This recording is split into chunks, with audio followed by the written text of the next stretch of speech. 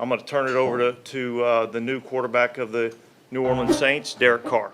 And now we place Derek Carr in there, who needed to get out of Las Vegas. He no longer was wanted and or appreciated there. Lack of a better term, I was very upset. I was mad. We have breaking news. The Jets and Packers have agreed to their mega trade.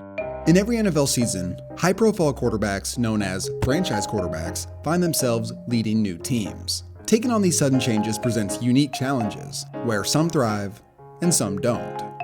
To start us off, let's recap the franchise quarterbacks on new teams in 2022. Last year, there were 9 noteworthy starters that found themselves leading new teams. These 4, Mariota, Trubisky, Brissett, and Bridgewater, may not be considered franchise guys at this point, but they're still worth a brief mention. Mariota and Brissett had the most success, but were both benched late in the year for others. This included Deshaun Watson, who, after dealing with a major career hiatus, stepped in to play in an NFL game for the first time in nearly 2 years. With his new team, Watson was rusty at best, going 3-3 with a mediocre stat line. One of the men booted out of town after Watson's arrival was Baker Mayfield. After his fallout in Cleveland, Mayfield was traded in July, giving him just around 2 months to adjust to his new team, the Carolina Panthers, before opening day. His 6 starts were a brutal reality check. After injuries and being benched, Mayfield was granted a release from the team. He went on to sign with the Rams, had the most incredibly shocking final drive of the season 2 days after being signed, and then sunk back into mediocrity. The Rams did not re-sign him after the season. Carson Wentz was another guy who found himself on a new team in 2022.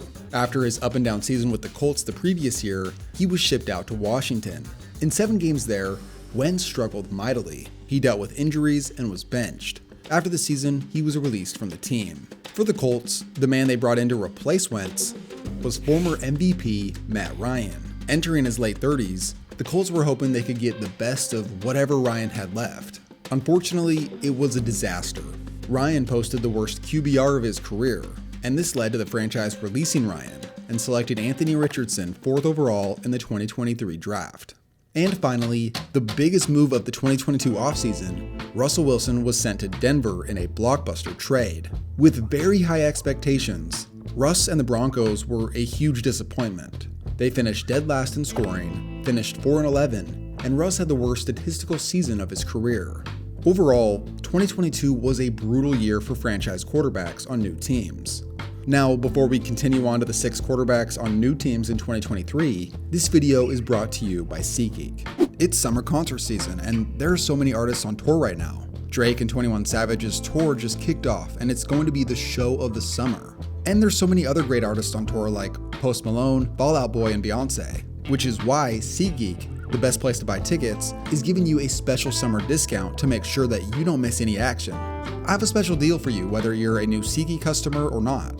Code KTO15 works no matter how many times you've bought tickets using SeatGeek before. KTO15 is going to get you 15% off your next concert order. You better do it now because this offer is only available until August 31st. Shout out to SeatGeek for the sponsor. Now let's go back to the video. Okay, let's start with the 2 guys you probably wouldn't consider franchise quarterbacks, but I feel are at least worth showing on screen. And I do want to cover a little bit more about Sam Darnold. At this point, most people would consider Darnold a failed first-round pick, considering this is his 3rd team in 6 years. And he's struggled a lot to this point. But his situation in 2023 is kind of intriguing. It's obvious that this is the best situation he's been in by far. Kyle Shanahan has the ability to race any quarterback's ability with this offense. And to be fair, Darnold's definitely gotten the short end of the stick with coaches in his career. Purdy was a huge surprise, but with his serious elbow injury, and the alarming fact that Trey Lance may never become the guy, Darnold could very well be starting at least a few games this year, and even potentially leading this team into the playoffs if things don't go right for Purdy and Lance. But I guess we'll wait and see. Up next, we go back to Baker Mayfield. Baker went from commercials about protecting your home to constantly moving from home to home. From my perspective, after watching every Baker game in Cleveland, it felt like his fiery personality masked the fact that he's limited and probably at best a low-end starter in this league. Now, looking back at the Bucs in 2022 specifically offensively, things were rough, even with Brady playing well. I'd say it's safe to consider Baker a downgrade at the position. And stylistically, he's not the same type of quarterback as Brady at all. Brady led the league in completions and attempts, and there's zero chance this offense would do the same thing with Baker. The Bucs in 2023 are led by a defensive head coach, a first-time OC, and they didn't really bring in much to bolster this offense. Overall, this seems like a throwaway year for Tampa Bay. Vegas predicts that they'll be around 6 wins, and I think they'll probably finish below that. Now, staying in the same division, Derek Carr is the new man leading the New Orleans Saints. Entering his 10th season, Carr has only played in one career playoff game. And despite making the Pro Bowl last season, nobody really considers him a top 10 guy, and many don't even consider him a top 15 guy. He's around that average tier of starting quarterback. Now, in his defense, he's been about the only constant in a poorly ran franchise. This move to New Orleans is intriguing because in 2022, the Saints boasted a top 10 defense, something Carr's never had by his side. In fact, he's never had a top 20 defense by his side. Also, Carr is making the move from literally the toughest division in football to the weakest. I think Carr is a slight upgrade from Andy Dalton, and as of right now, you could say that he's the division's best quarterback, at least until Bryce Young gets his feet under him. He also possibly has the division's strongest defense backing him up. The Saints are considered by many websites to have the easiest schedule in the league this season. With all these factors, there's a reason why Vegas thinks they'll win 9 to 10 games. In my opinion, I see the Saints being a low-key playoff team. Carr will probably put up solid stats, and they'll be that random team that starts 4-0, but nobody really expects them to do anything serious in the postseason. I could definitely see Carr making another Pro Bowl in a relatively weak quarterback conference, and the Saints getting bounced in the first round of the playoffs. Now, for the underwhelming move to replace Carr in Las Vegas, we have Jimmy Garoppolo. It was obvious the Niners were going to move on from him, and this location made sense with the connection to head coach Josh McDaniels. But let's be honest about Jimmy G. Opposite of Derek Carr, he has benefited tremendously from great situations around him his whole career. And that's just not the case anymore. With him being injury prone, Jimmy G feels like a downgrade after Carr, which is kind of funny considering Jimmy G was the next quarterback taken after him back in 2014. I feel bad for Raiders fans. You're probably going to get at least a few games of old man Brian Hoyer under center. It feels like another big year for Josh Jacobs, but who knows? Vegas has the Raiders at a 7.5 over-under, and in the toughest division in football, I definitely see them finishing below that with Jimmy G.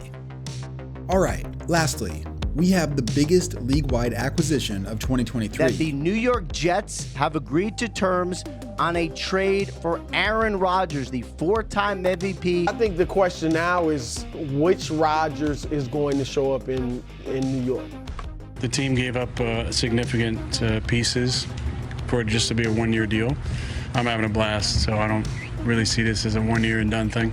First off, let's start with where this franchise was last season. Under second-year head coach Robert Saleh, the defense made a massive leap going from dead last in scoring to 4th. But as a team that looked playoff-bound through 11 games, the offense is what ultimately held them back. They would go on to lose their last 6 contests, with probably the worst quarterback play in the league. In their last 3 games, they scored a total of just 15 points. Jets fans have a soft spot in their heart for Mike White, but in all honesty, none of those quarterbacks were really deserving of a starting job in this league. Now enter Aaron Rodgers, the single biggest quarterback upgrade of 2023. Despite moving to a new team for the first time in his career, it's important to note that he will be working closely with offensive coordinator Nathaniel Hackett. Together in Green Bay, they were a deadly duo, and away from each other in 2022, it was really rough for both of them. Now reunited, this is a promising sign that Rodgers will bounce back in 2023. The Jets offense has a few promising pieces. They already have the reigning Offensive Rookie of the Year in Garrett Wilson, and running back Breece Hall is returning from injury. He was one of the best backs in football before he got hurt. It's also nice for Rodgers that they got a few of his guys that he had back in Green Bay. But on the contrary, according to fans online, the offensive line is still a major concern, and it could be what holds this offense back. Also, in my last video, I covered how quarterbacks have done historically once they hit 40. With Rodgers turning that age this season, history outside of Tom Brady is not too promising. I took a poll on my community tab asking you guys what you think will be the result of the Jets' 2023 season. Most of you feel like they will be okay. I think many Jets fans have a hard time being optimistic because of their history. I do gotta agree with the majority. I see this team going 10-7 and losing in the wild card. Only 4% of you think that this team will win it all, and that's completely reasonable. It would be one of the most shocking NFL stories ever if that were to happen. But I will finish with this. In 2020, Vegas saw the Tampa Bay Buccaneers, who had just acquired Tom Brady, as a 9-10 win team. Fans felt like this was now a playoff team, but probably not a Super Bowl contender. Safe to say, how things ended that season was pretty shocking. Stop again. Brady play action. Looking. Third option. End zone.